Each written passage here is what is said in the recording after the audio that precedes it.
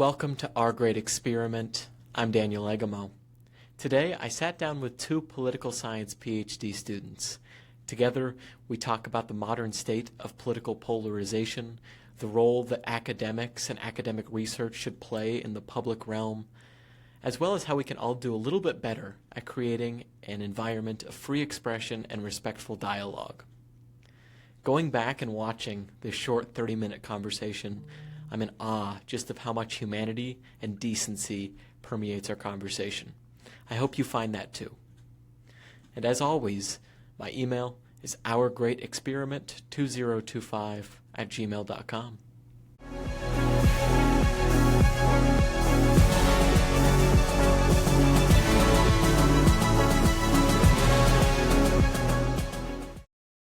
May, Chris, how are you two doing? Wonderful. How are you? I'm good.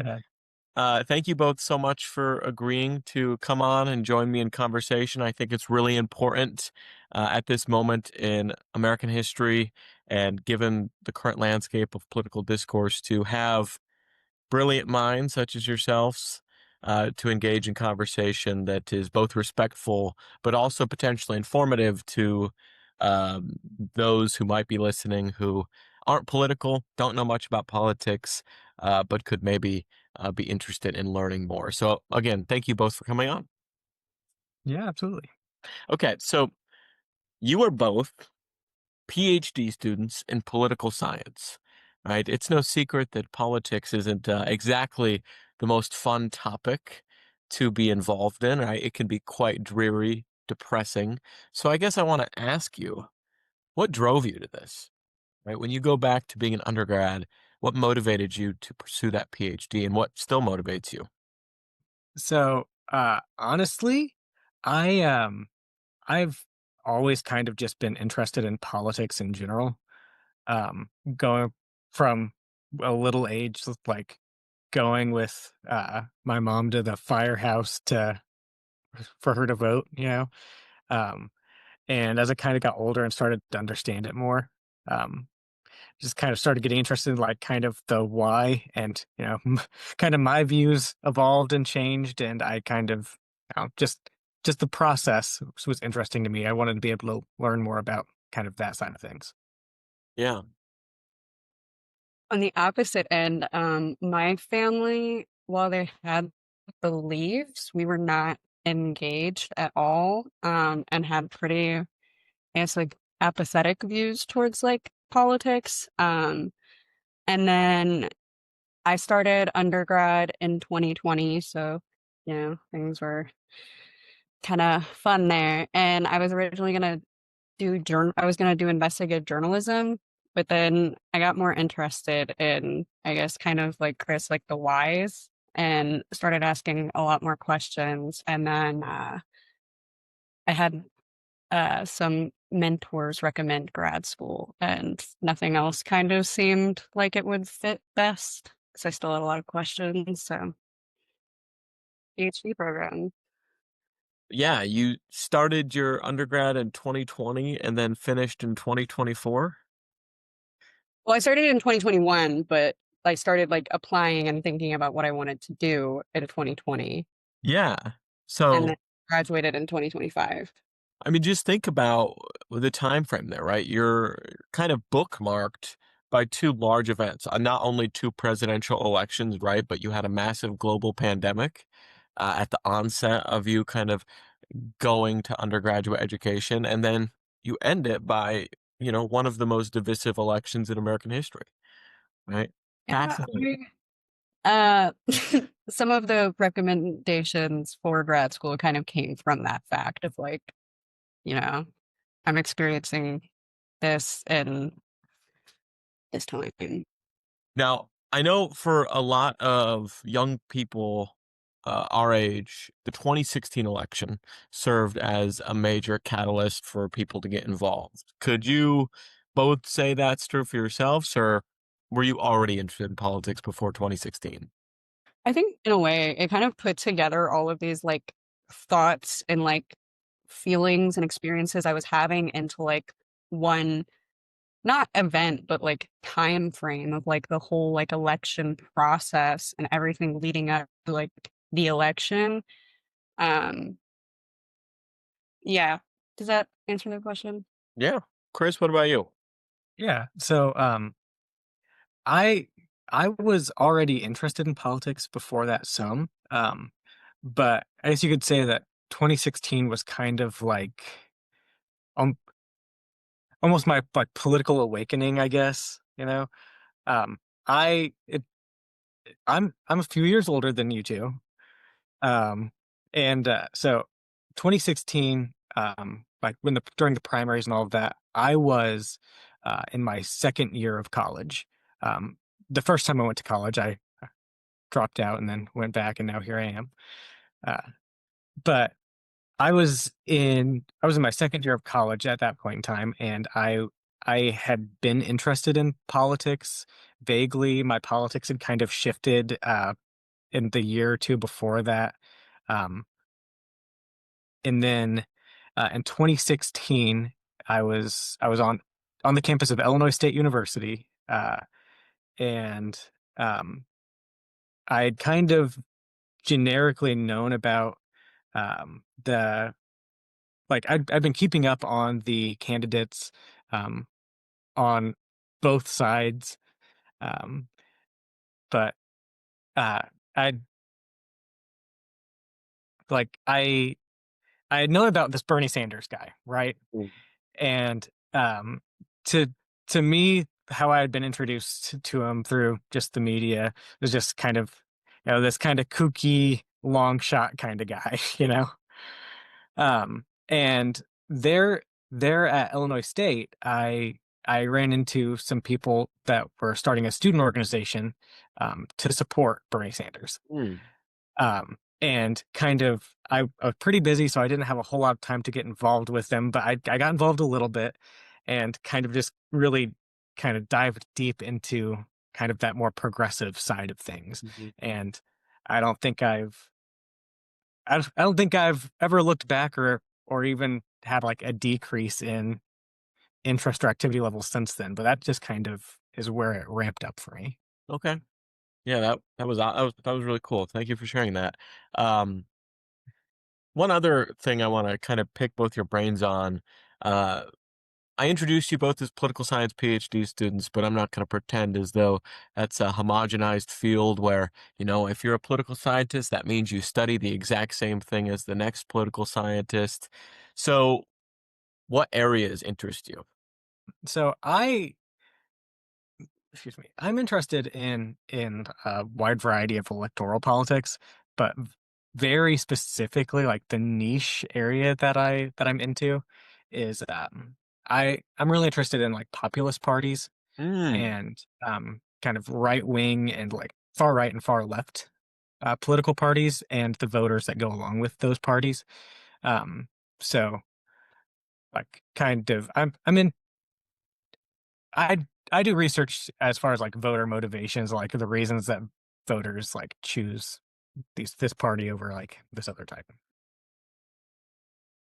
Okay. Um, I'm still figuring it out. I have a wide range of things, but I think most of the time it usually falls into like a category of like media and the interactions we have with media and how that shapes the way we perceive and the way we take action. But also specifically I've been getting really interested in like AI and like new technologies and the environment. And so the way, I guess, kind of more like broadly put, like the way governments respond to new challenges like technologies and the costs they bring, like the environmental impacts and like the balance of, promoting innovation while still recognizing that some costs are too costly. Wow, I very timely research interests for both of you. Um, what was it? I was reading the other day about, one input to ChatGPT causes like a certain amount of water to be used, like a really weird amount of water for a chat into ChatGPT. But really fascinating, and you know, I was having a conversation with a historian named Nick Pixler, and we were talking, just kind of shooting around ideas about reminiscence of, late 19th, early 20th century populism and kind of echoes we see now, right, with both left and right wing populism. So, very interesting topics for both of you, and I can't wait to follow your work. But kind of taking off that professor hat, taking off that academic hat, just as people, just as individuals who live in this country, when you think about the future, are you hopeful? I'd try to be, That's a you good know. answer. Yeah. Yeah. I'm an Um, idealist at heart.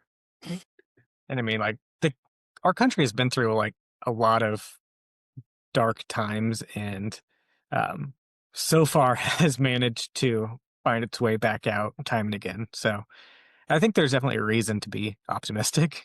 hmm I'm sensing, while I very much appreciate the hope, because I think it's something we need right now, on both ends of the political aisle. I'm sensing a little bit of pause, maybe for both of you.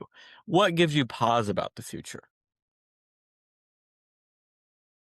I Every Um, I think a lot of us, just as people, um, I don't know, like this comes back to like my media point of like I think that the way we like interact with through social media and like the things we consume through social media give us this like idea that things are like I'm not denying that things are bad, absolutely, but less so on like the institutional and like big picture, but more on like the way we interact with each other. You know, there's a lot of like we're incredibly polarized, and to a degree we are, but I think as like average people, that discontent with the other side isn't actually there when you're like interacting. Like, when as like someone who's more like left leaning, when I interact with like people on the right and talk with them about like politics, it's not as, you know, harsh as it is like on when you look on social media and people like Mm. can't conversation there. And so I think that like the way that we're perceiving like each other through media and the way we're perceiving each other like in person and in our actual like civil discourse is a lot different, and that's contributing heavily to a lot of the division, if that makes sense at all. Yeah, that was really eloquently put. What about you, Chris? um, yeah. So I've I agree with what May said, but I'm not necessarily push back a little bit, but I agree that it's a lot of it is in the media and on social media, right? Because it's a lot easier to get in an argument or yell at someone behind a screen or behind a keyboard than it is kind of when you're actually there with them. Um, that said, uh, we I think that the biggest problem that we have, um, not just in this country, but just in general in the world today, is there is a large like otherization Mm. of groups and of people, um, and it's yeah, it's a lot. It's not it's not a good thing for the health of democracy and health of just like open dialogue. Yeah. Um, Yeah, when that's when you're viewing, you know, we as different groups, but Not as fellow human beings, but as opposition to be, moved out of my way, right? Because you're in right. my, you're blocking my desires, my goals. Yeah, and a lot of that um of politics today uses a lot of that because it's largely who is grouped in as who is part of the people or your group, and who you're just kind of excluding. Mhm. And I mean, politicians have found out that it's really easy to um it's really easy to rally kind of groups against each other than it is to just, you know, one big homogenous society. Yeah. Well, and this is particularly interesting. Now, if I understand it right, both of you have desires to go on to education, yeah? So some form of academia teaching. Yeah. Possibly, right? But you'll no doubt spend your fair share of time, whether it's in your PhD or a job you get later on in your life. You'll no doubt spend a lot of time working in the classroom and working with students. And a lot of the times, these students are going to be of younger generations than you, right? And we have already, we've spent most of our adult lives without knowing a world without this constant social media polarization, right?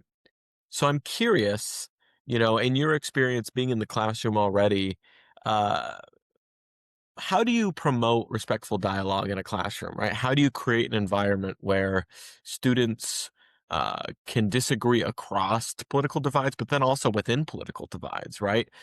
We think of the American political divide as being just a sharp dichotomy between left and right, but it's really a spectrum, right? How do you create a space where students can speak openly um, without fear of, you know, being outcasted or retaliation? I think that's I don't know. I don't know if it's necessarily that complicated. But ultimately, like, the number one thing is respect. Um, you can disagree with someone, um, without it being about them, you know? And I think that's important to promote, not just in the classroom, but just in general. Um, yeah. That's a good answer. Yeah, I mean, I can only speak hypothetically, but I don't know. I kind of live my yoga instructor from my undergrad used to iron in this quote to us, which is like, if I were in your shoes with your experiences, I would probably feel and think the same way. And kind of just as a Mm. like, maybe I do not agree whatsoever, and maybe like my morals, even like it might even come down to like morals might conflict, but like at the same time, like it's not my job or position to judge you. Uh, so I don't know. I kind of just like take it from the approach that like at the end of the day, the people you're really interacting with, like if I don't know how to articulate that other than like a lot of the time it's not that deep. And if they're not in a capacity to where their opinions could actually hurt someone, I don't know. Don't engage with bad faith arguments, but give actual good faith arguments of opposing beliefs like the time. Is kind of how I guess I go by it. I love your yoga instructor's motto, right? Repeat it back to me. It's if I. Your shoes with your experiences and your perspectives, I would probably feel the same way. That's incredible, and it gets to this point about socialization, right? We all come to our politics, 99% of us at least, through a very natural and long process, right? It's not a necessarily linear process. At least for me, it hasn't. It's not as though I started out one way and ended up one way, right? I've kind of ebbed and flowed in my politics, right? Between the left spectrum, the right spectrum, right? And I think for a lot of people, it's that way. Constantly changing your views if you're exposed to new ideas and new information. But, you know, I love what your yoga instructor is saying, right? Because if we lived each other's lived experiences, we would be different people, right? If I'm sitting here and thinking, if I had gone through everything Chris has been through, would I still be Daniel? Of course not, right? I wouldn't be the person I am. And thinking kind of wrapping everything we've talked about so far together, thinking about, you know, our avatars on social media compared to our, real world experience. 70% of Americans live paycheck to paycheck. Right? A vast majority of this country doesn't have the luxury to spend, all their time thinking about these issues. Instead, they have to go work to support their family. And so I really do buy this idea that most Americans, at the end of the day, the loud ones on social media don't accurately reflect most people. Most people are pretty chill, kind of as you were talking about, May. Most people can um, show that respect and look past disagreements and try to work together, which maybe gives me some hope for the future. Absolutely. But when you think kind of mixing in a conversation about academia, right? There's tons of scholarly work about things we could be doing to better our democracy, how we could get engaged more.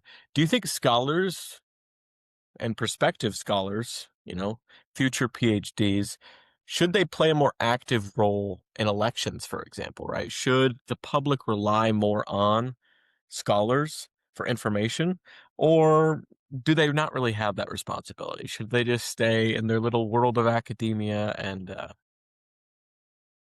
what do you think? Um, I think I offer kind of like a weird perspective to this of like, I don't I do want to teach in my future, but like, if we're talking like true passion, I would want to like go out and like help educate like the voting base on like what they're Mhm. voting in elections. And so like civic education specifically is something I've been passionate about. And so I think to a degree, like, maybe not as a whole field, but like I particularly feel like a responsibility towards like when we're conducting research and like contributing to like the general knowledge, like I feel like to a degree we have a responsibility to make this knowledge accessible and consumable by the public. Like the jargon is important, but I think like at the end of the day, what is this for if it's not to like actually help and contribute to society? Mhm.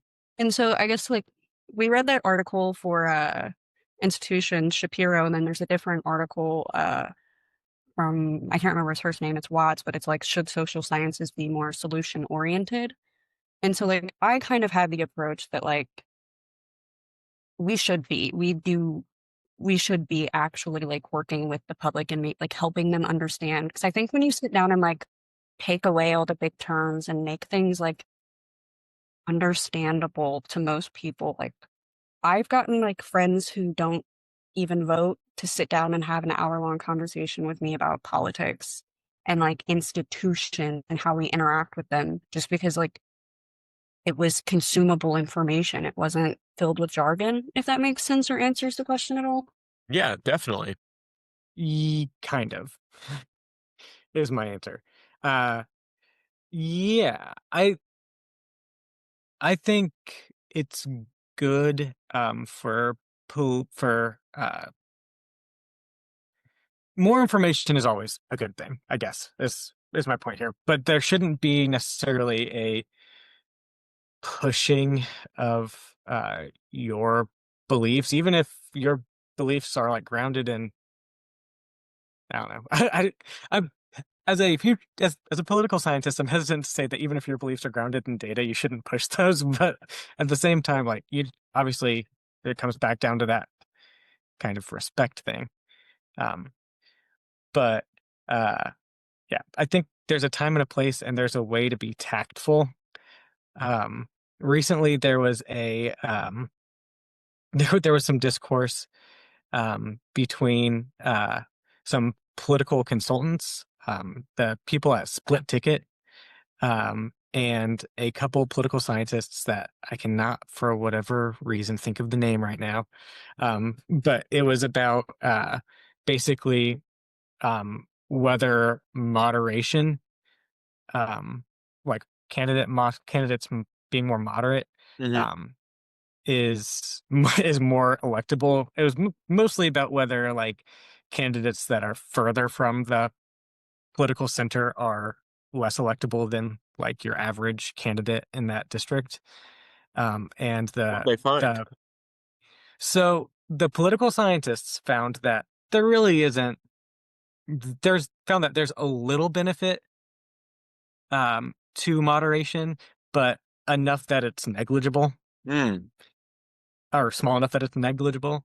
And the model that that split ticket ran kind of said the opposite. And like they use different types of models and they weighted things differently.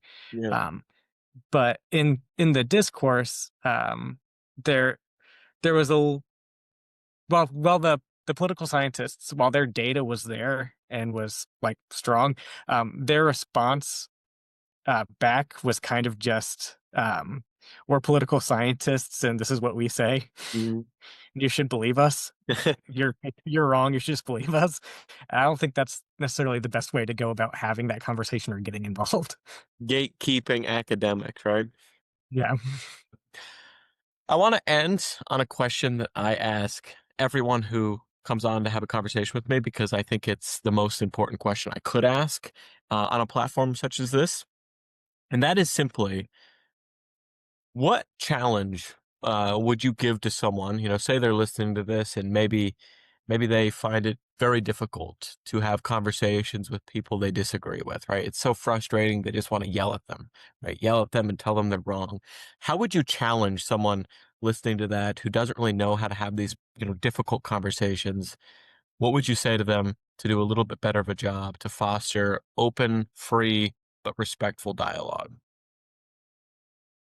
Um, Hopefully I'm not stealing May's answer here, but, just to harken back to her yoga teacher, uh, it's, uh, Yes, yeah, it's it's important to try your best to picture yourself in their shoes.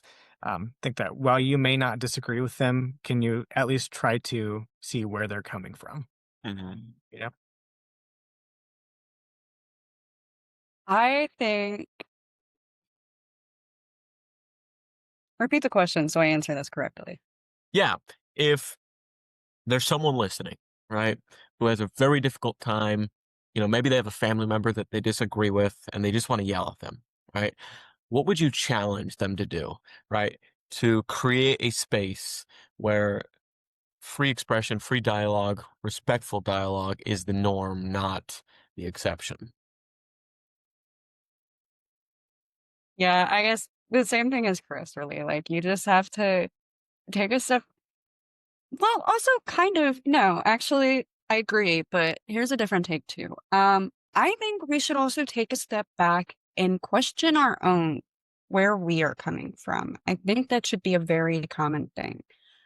Because it's very easy to get caught up in like hypocrisy when we have all of these different monumental events that are creating all of this polarization. Like it's easy to get kind of hypocritical. Like what we were angry about someone doing 6 months ago, now we're kind of doing that now, or the opposite. And so I think that when you're genuinely getting angry at someone else for what they're doing, take a step back and question maybe, are you at all being hypocritical? And I'm not saying like doubt yourself completely. Like you should be strong in your beliefs and you shouldn't be like blah blah blah. But also I think it's okay to you know, check yourself sometimes and make sure we're not also being the one contributing to that animosity. Does that make sense? Absolutely. It's always good to challenge yourself, to question yourself, because when you do that, you become stronger.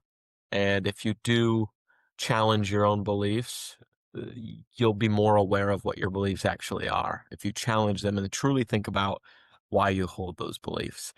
As always, if you are listening to this and you find something that was said by myself or a guest absolutely repugnant, I remind you to give them the presumption of grace. Assume someone is coming from a decent human perspective, not the worst motivation in the world. Chris, May, thank you both so much for coming on. I hope you have a great rest of your day. Yeah. Thanks.